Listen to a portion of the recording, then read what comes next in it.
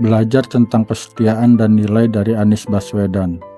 Awalnya gue nyalain Anies atas gagalnya mencalonkan diri sebagai cagup DKJ. Hal ini karena gue anggap Anies kepedean untuk mencalonkan diri melalui jalur partai. Gue memandangnya dalam kacamata idealis, dimana kalau memang Anies orang yang peduli dengan suatu sistem, maka harusnya konsisten untuk mengikuti sistem atau aturan main. Jadi kalau memang independen, maka seharusnya memilih jalur independen, bukan malah melalui jalur partai.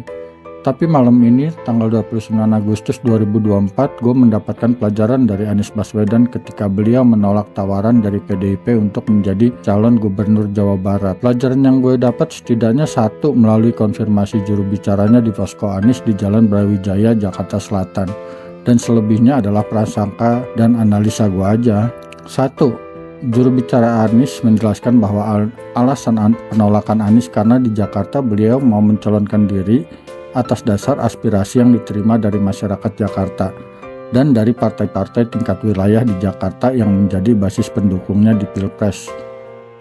Alasan ini banyak yang anggap sebuah alasan yang normatif sampai akhirnya beliau membuktikan bahwa alasannya di Jakarta bukanlah alasan yang normatif dengan menolak pencalonan di Jawa Barat. Di Jawa Barat, Anies merasa nggak menerima banyak aspirasi dari masyarakat Jawa Barat, sehingga hal ini mengkonfirmasi bahwa beliau tidak hanya mencari jabatan, tapi benar-benar maju karena diminta oleh baik masyarakat maupun partai-partai.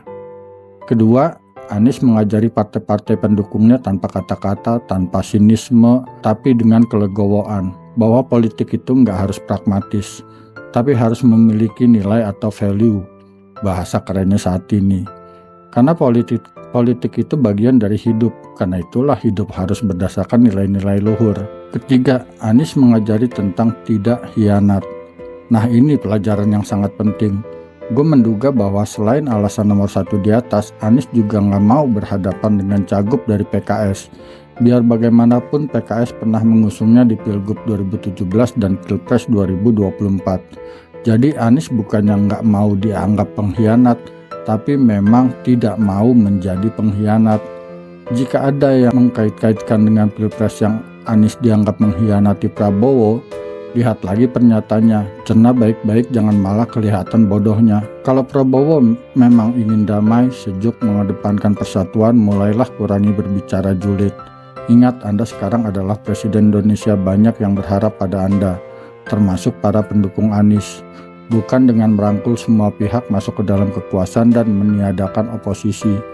Jadi andai kata Anies cuma cari kerja atau kekuasaan, Anies pasti terima tawaran PDIP untuk menjadi cagup di wilayah strategis dan provinsi yang terbesar di Indonesia. Akhir kata, salut buat Anies Baswedan, tetaplah bernilai. Rakyat Indonesia butuh panutan selain orang tua dan guru-guru mereka. Wassalam, Depok 29 Agustus 2024.